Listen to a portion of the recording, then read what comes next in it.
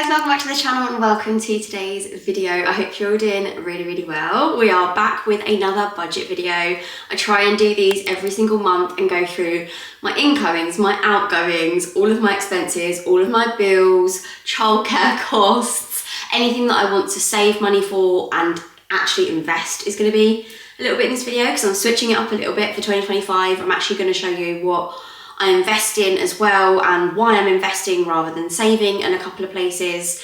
So yeah, that is what this video is going to be. I'm literally not holding anything, so I'm going to show you exactly how much money I earn, exactly how much money goes out of my bank, and then what I'm actually spending my money on as well. If you are new around here, I am a self-employed mum of two and I pay myself through my business rather than a salary. So that's what my setup is, but this kind of video will basically help anyone that's looking to like budget a little bit about their incomings, outgoings, and just try and get on top of their money a little bit. I do sell the spreadsheet that I'm about to use over on Etsy, so if you wanted to download it, that is like £3.50, something like that, I think, over there, and you can literally just put in your numbers and it will work out how much money you've got left over at the end of the month, and you can just like divide everything up. But without further ado, grab yourself a coffee or a cup of tea or something, let's get into it. Okay, I've got my spreadsheet ready. If you haven't seen my 2025 annual budget video, then I would recommend watching that one first if you're brand new to this. But if you've seen that one already and you just want to see what my February is looking like, then let's get into it.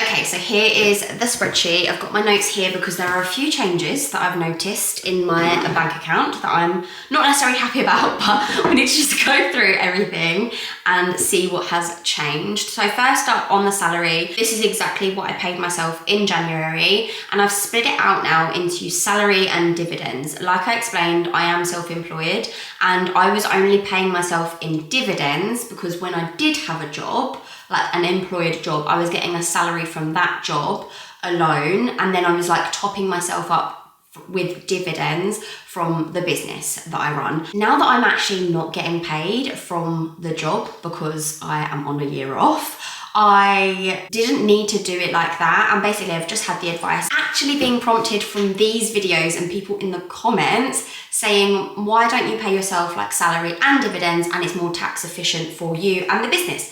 And to be honest, tax efficiency and all that kind of stuff is not necessarily my forte, but I do have an amazing accountant and they were able to advise me that yeah, that's definitely the case. So I have now set up like payroll and everything, so I give myself a small salary and then I top that up with dividends. Now, because we're like halfway through a tax year, it looks a bit like all over the place at the moment, but come April, when the next tax year starts, I'm going to be able to give myself a consistent like salary every single month of just over £1,000, and that's the most like tax efficient number apparently, and then I'll top myself up in dividends depending on how well the business does that month is how well I'll be able to pay myself. So in February I was able to give myself £1,516.66 because that is just like, don't ask me why, to be honest. My accountant told me that's the amount you should give yourself this month, and they've put that payroll through for me and done all the HMRC stuff, but that's how much I've been able to pay myself in salary.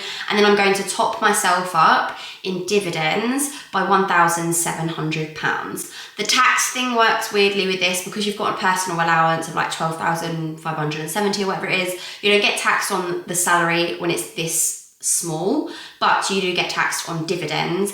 But dividend tax isn't as much as like normal income tax and national insurance and stuff. It's actually just under 10%. So that is why my tax here is only £170.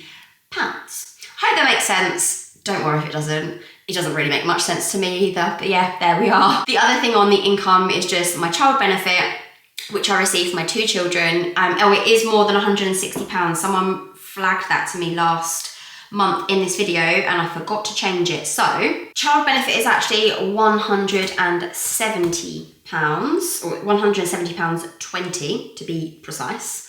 0.2, there we go. And we were putting £160, so £80 each for each of the kids into their child ISAs, they're kids ISAs, and that is literally just like a stocks and shares ISA for children that you then invest for them, and we just put all of their child benefit into that. So we'll be doing exactly the same with this amount. We'll just split the 170 evenly. There we go. So yeah, that all just goes straight into their investment accounts, and then when they turn 18, they will have a fairly decent sum of money saved, and it's just quite easy and neat to do it like that for as long as we're receiving the child benefit until we reach like the certain tax threshold or whatever it is. Then that's what we'll do, because I feel like if we can afford to do it, then why wouldn't we try and save for the kids, I guess. So with all of that considered, in February I'm getting £3,046.66 after tax income. So that's like my take home pay in February, which is better than last month. So I'm very happy about that.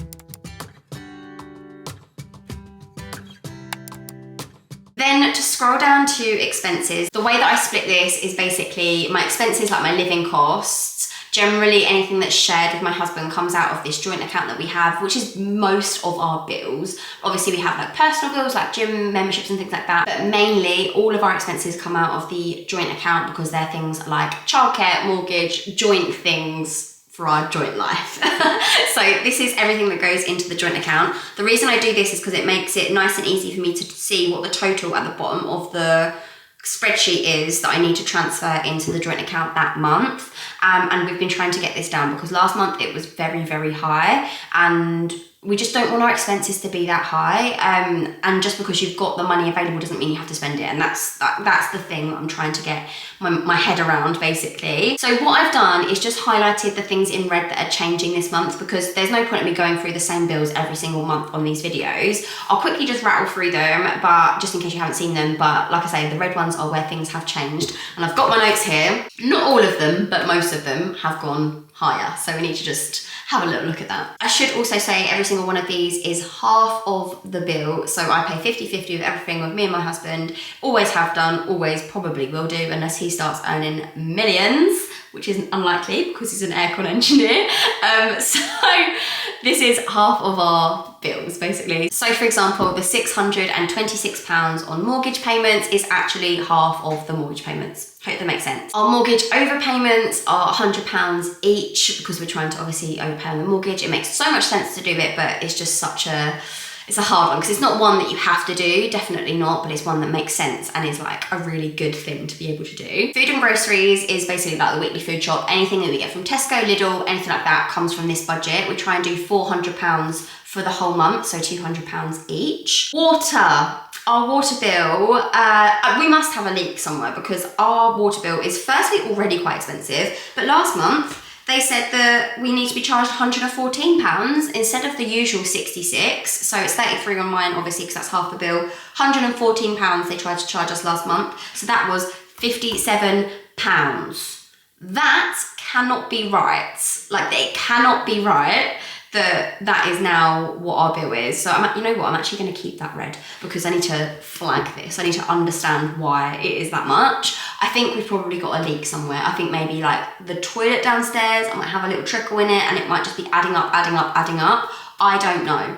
But this bill, that can't be right for water, like surely. Gas and electric, £100 each, and we always put that in, whether that's winter, summer, rain or shine, we put in that amount into our account, and then come winter, like the winter months, even if our bill is higher, we've already got credit on our account from when we were paying in £100 each in August when we weren't using any heating, so that now when we do put a load of heating on, we've got the money available to do it. Home insurance used to be £10 each, but that has gone up, so that is now £16.43 each, so £16.43 each. So that's just gone up a little bit. Life insurance is still £14 each, and then the internet has also gone up, so that is now £15.30 each. TV licence is £13.25, council tax is £83 each, and then we come down to childcare. So I don't know what's happened with our childcare. We've got two children, like I say, one of which is 4 and one is 18 months. My 4-year-old goes to nursery 4 days a week, and then my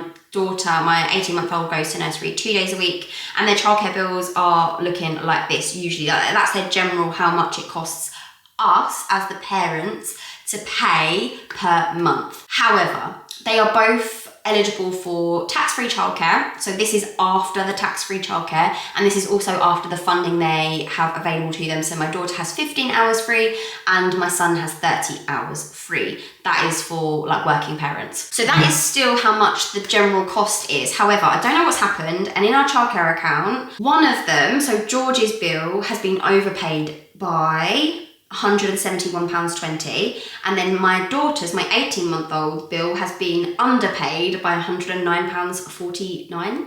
So I don't really understand what's happened there. I don't know, I literally don't know. I literally have no explanation. I must have messed up, I'm not sure.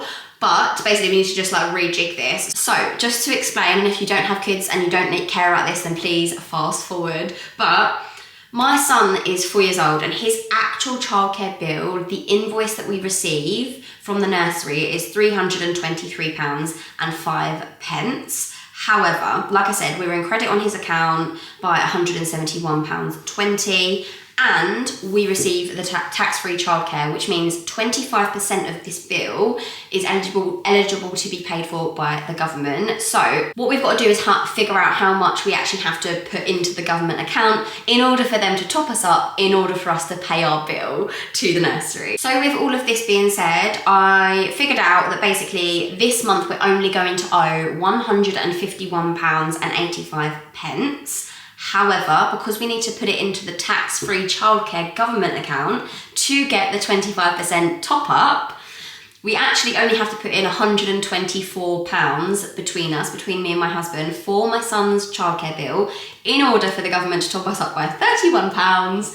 So we only have to put in £62 each into the childcare account this month, and then from the childcare account we can pay off this month's fee for my son, and then we'll be on like an even playing field. So we wouldn't have had too much money in the account nor too little. I hope that makes sense. Honestly, the tax-free childcare system is just wild. It literally makes no sense, but I think I figured out how to do it. And then on the flip side, my daughter's childcare bill, we have underpaid by £109.49. Hence, had to do the same calculation, but in reverse. Long story short, I figured out that this month we have to contribute £400 into the tax-free childcare account in order for them to top it up by £100, so that the £500 can be paid to the nursery to pay off the bill that will be £491.49. Yeah, like we will have had like an extra £8 or something in there, but that's fine because I'm sure we'll use it.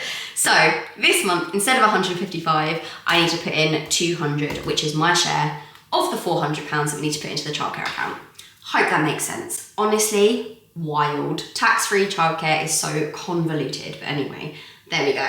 Office 365 is still £4 each, and then Spotify is actually £8.50 each, because it's like £16-17 I think. So £8.50 each for Spotify. Ring doorbell is still £2.50 each. Kids clubs is about £28. Sometimes that's slightly more because it works on a week-by-week basis, and obviously in January it actually was a little bit more than that because there's more weeks in that month, and then this month is not going to be that much. So yeah, it evens out over the course of a year anyway. Then going down to holidays, there's a significant change here.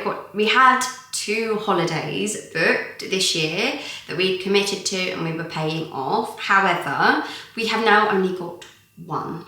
And this month is the final payment for it, and then we are done paying for holidays this year. We're very likely to do a couple of trips in the UK and things like that, but no more abroad holidays for us, no more really expensive big holidays this year. We have 1 holiday, it's £111 each month. We've been paying that off for over a year, and now it is the final payment. So after that, we are in the clear. No more money going towards this holiday other than for like spending money and clothes and stuff like that. Below this, you'll see that there is a cross through another holiday that we had planned, and every single time I have thought about the cost of this holiday versus the income we've got coming in, I have just thought it was a terrible plan. Like financially, I was really looking forward to it. It was going to be with a lot of family members and stuff, and it was going to be such a laugh, but it was going to be so expensive for everyone involved. And a few people have decided to cancel, so we have also decided to cancel because financially, to be honest, like we have our priorities at the moment. So we have decided to cancel that, and we are no longer paying for it. It was a significant chunk of money. It was £440 a month. until we were gonna go, and that was just such a massive expense for us that we've decided to not do that, and we're gonna start putting money away for future holidays now, rather than having to pay something monthly. Like, I feel like the mentality behind it was just completely wrong, so I'd rather like put money aside to save up for a holiday rather than like be paying it off like forcefully, if that makes sense. And then finally, the last one was for Amazon Subscribe and Saves, and this is for household things, so joint things like kitchen roll, toilet roll, bin bags. I think we get Calpol on it. I'm pretty sure we get like Metanium nappy cream as well. Like, there's a few things that we get for either the kids or for the house. Things that we get on Amazon Subscribe and Save that work out cheaper to get them in bulk. So not everything comes every single month. Sometimes like the bin bags and the toilet roll and stuff like that come like every 3 months or every 5 months. But then there are things that come every month like baby wipes and that kind of stuff. So £15 a month each covers all of those things, and then we don't have to get those on the weekly shop where they would be more expensive. So when I said about food and groceries being about £400 a month, obviously £200 each, that excludes about £30 a month that we pay for Amazon Subscribe and Saves for like householdy bits. So with all of that said, for my actual expenses in my joint account, our total is down to 1,655 pence and 98p, which is significantly less than it was last month. We're saving about £170, something along those lines. We're saving decent money, and that's each, and that is mainly because of the holiday. Obviously, some of the things have gone up, especially this water bill. Like, I'm really confused about this, need to query that. And then obviously we've had a couple of issues with like childcare, but to be honest, that's balanced out fairly okay. Next month we'll be back onto the normal payments, so fingers crossed that's all okay. Scrolling down to personal expenses, and these are just things that come out of my current account, like bills from my current account rather than the joint account, and they're not many. I literally have 2. I've got my car tax, which is £17 a month, and then I've got my gym classes, which is £38 a month, a grand total of £55. So as long as I have £55 in my bank account for when those bills come out, I'm absolutely fine. And what I do is actually transfer the rest of my money out of my current account, anything that hasn't gone into the joint account for bills, and anything that I don't need in the bank account, this bank account for like my personal bills, my £55 worth of bills. The rest of my money gets transferred out of my account either to savings, investments, or spending pots.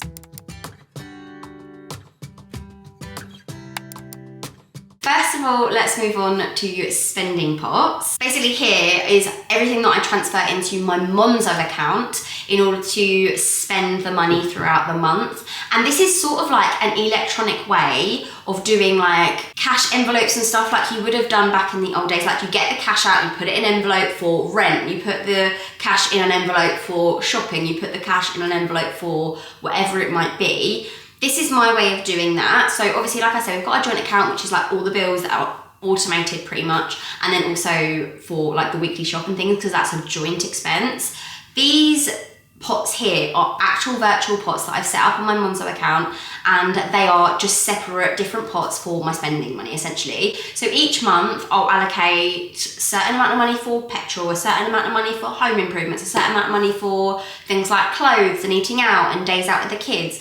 And I won't go over that budget because it's literally there in black and white on my phone, on my Monzo account. I genuinely find this is the way that I keep like on track with my spending, if that makes sense. So going through February, I just wanted to go through and change things if they need changing. So petrol, I'm going to keep at £150 a month. That is slightly over what I use, but I feel like having a little bit of money aside for petrol is always handy. And then when I pull up at the petrol pump, I know that I just transfer the money out of my Monzo pot from petrol into my like main Monzo account, and then I can just use the tap and pay, Apple Pay thing in the garage. Home improvements, I'm going to keep that about £50 because I just feel like stuff happens all the time in the house and you might just want to change a couple of things, whatever they might be, so £50 for that. Parking, I'm going to keep it about £5, maybe I'll put £10. I'll be generous this month because parking can get expensive depending on where you're going. But I'm not going anywhere in particular, but you know what it's like, you just need a little bit like aside for a certain little thing, even if you're just popping into town, something like that. A tenner I feel like covers it quite well. Public transport, I don't often use public transport like regularly. However, I do like to look at what my month is looking like to see whether or not I might be planning to use public transport, like if I've got a day out in London or if I'm going to visit a friend or something like that. So I am going to put a little bit of money in this. I'm going to put like £40, I think, because that kind of covers like a trip in and out of London. I'm actually going to go up and see my friend up in Sheffield. I'm very unlikely to get a train up there, but I could, if I don't use this for public transport, I could then transfer it from the public transport pot into my petrol pot, because it's going to be more petrol than I would usually use in a month, if that makes sense. Like, these pots are fluid, but I really like breaking them out because it keeps me like a bit more accountable what I'm spending my money on, if that makes sense. Going down to days out with the kids, I'm actually going to bump this up to £75, just because there's a couple of things that are coming up that I've planned, like with my friends and stuff. Like in a couple of weeks, I'm going to go to this big like inflatable like place with George, and I think the tickets are like 20 quid or something. So I think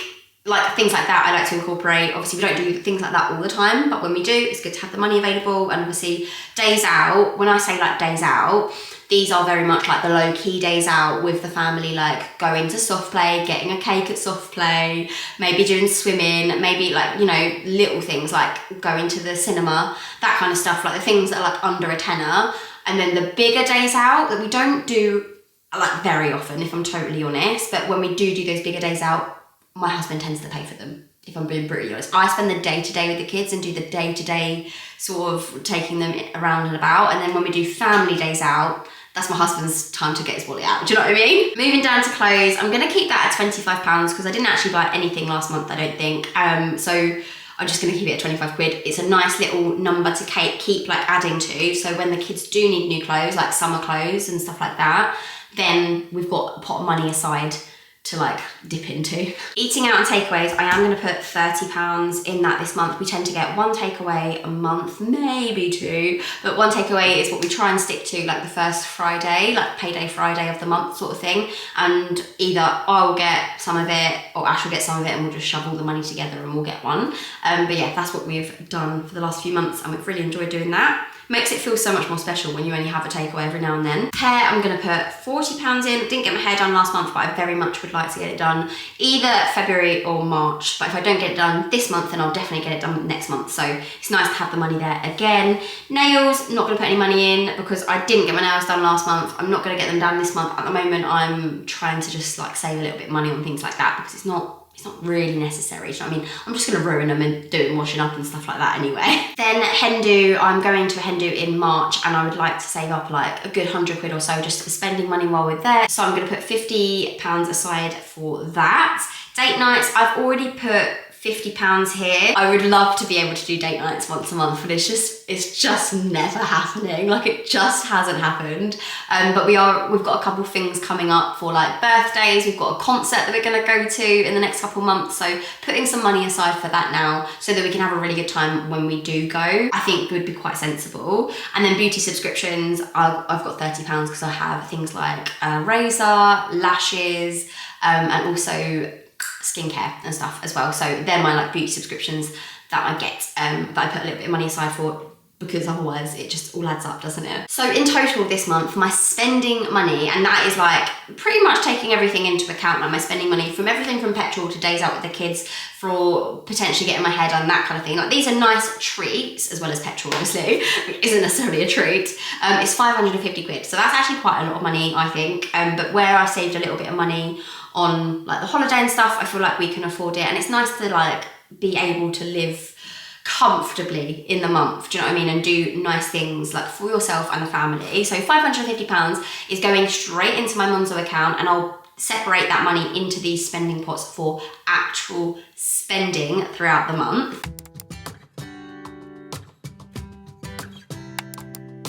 Then we scroll down here and you'll see that I've also got savings, which is separate, which is also on Monzo. I still transfer the 550 plus whatever this total is going to be when I go through it into my Monzo account. However, these pots are savings pots, and these are basically the same, but they're pots that you earn interest on. So anything between 3% and sort of 4.5% you can earn on Monzo. That's on the free version. And I just put money aside for things that I'm saving towards. So for example, I've got things like an emergency fund. That is basically for anything bad that happens in the house. Like, there's always something, isn't there? Like, if the washing machine breaks, or the dishwasher needs fixing, or the boiler goes down, or you need to get a new front door key for like whatever reason, or you need to get a locksmith in, or you know, whatever it might be. This is that fund. So I tend to put like about 50 quid in a month. I would like to be able to put more in, but to be honest, it's got like a 400 or something pounds in there at the moment. So I'm just doing £50 by £50. I'm sure at some point, you know, I will need to dip into it. But for now, £50 is gonna do. I did also have things like new house fund, new car fund, and Japan 2030 in there. However, I have now changed those to investment accounts because these are much longer term goals, and there's the option to invest that money and help that money grow more rather than just have it in savings pot where you're only going to earn like 3 or 4% interest. Investments, you've got the potential, there's also a risk, but there's the potential to earn more. So we'll come to that in a minute, but that's why that has been crossed out. Then we're going down to car maintenance, £30, and car insurance, £30. That is because car maintenance, things like MOT, service, and obviously should anything go wrong, if you need to get your brake lights fixed or blah, blah, blah, whatever it might be, you've got some money aside in a pot for that. And you know that things like MOT and service and things like that are coming up every year, so it's good to put money aside for it. Car insurance, I tend to pay annually, so if I put £30 aside every month for it, by the time it comes to renewing my car insurance, I'm going to have enough money in the account in order to just pay it outright rather than having to pay it monthly and then ending up paying more. Things like birthdays, holidays, and Christmas, again, they're all things that I'm gonna have to pay for at some point, so I might as well put aside for them already. I've actually got a few birthdays coming up. It's my mum's birthday and also Ash's birthday, and this is not just for like presents, cake, this is also for like any events that we might be doing for them. So with my mum, for example, me and my mum are actually gonna go on a weekend away, so I would like to put money aside for that. For Ash as well, he's not going to watch this, so it doesn't matter, but I'm actually planning on taking him to a show in London. I haven't paid for the hotel yet, haven't paid for obviously any of the transport or the food or anything like that, and those are all things that I'm going to want to pay for. So £50 a month probably isn't going to quite cut it because their birthdays are literally 2 weeks apart. So this month I'm gonna bite the bullet and I'm gonna put £150 because I've earned more money this month. So I'm gonna see what that looks like at the end of the spreadsheet, but I'm gonna put £150 into the birthday pot this month. And then for holidays, this is just spending money for the holiday that we are going on, not the one that we've cancelled, but the holiday that we are going on. And this can be for anything like clothes or I guess spending money for when we're there, although it is all inclusive. So I'm going to put £30 into that pot. Christmas, I'm trying to put in £100 every single month so that when it comes to Christmas, I am not going to be like in bother with it or trying to get into debt or putting it on a credit card, do you know what I mean? So I'm doing that this month. So at the end of all of that, the savings pots on my Monzo account are going to be £390 plus the £550. So if I select that and this one, I know you can't see it on the screen, but the total is £940. So that's how much money I will be transferring from my current account after all my bills have come out into my Monzo account to put into savings and spending pots. I don't know, that does sound like quite a lot, but I think we're okay still. Fingers crossed.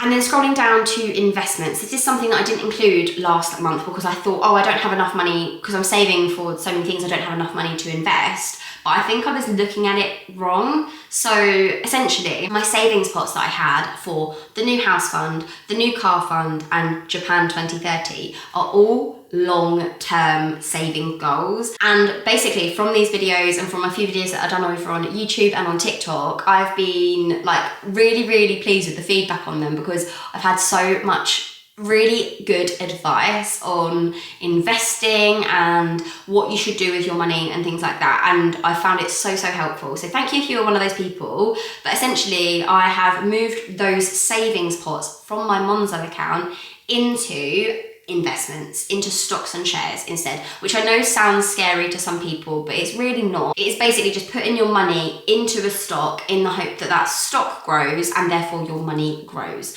Now, I'm not going to pretend that I'm some investment guru because I'm absolutely certainly not. However, I do understand compound interest. I do understand ETFs, which are essentially like funds of like multiple companies that you can invest in rather than one sole company. Like, I'm not going to put my money into one company, because what if that one company completely goes bust? What if that one company does really badly one year?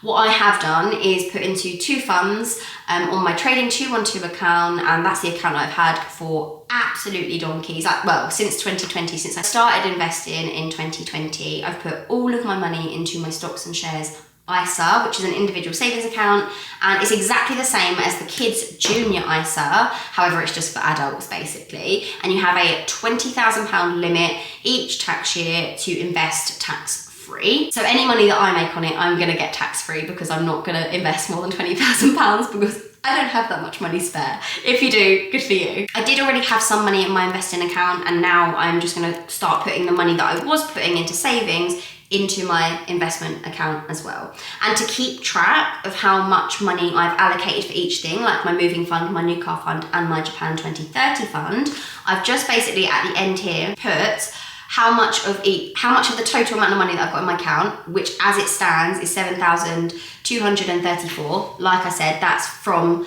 the savings I had before, plus what I already had in my investment account from like previous investments that I've done over the course of the last few years. That's put that together. And so if I were to withdraw this money, this is how I would split it at the moment. If I wanted to move house today, I have £6,487 towards that. And if I wanted to go to Japan today, I have £403 towards that. And if I wanted to get a new car today, I've got £344 towards that. That is how I'm splitting it, because that is how much I was saving towards it anyway. And I like the idea of having it all split out so that I know what money is for what.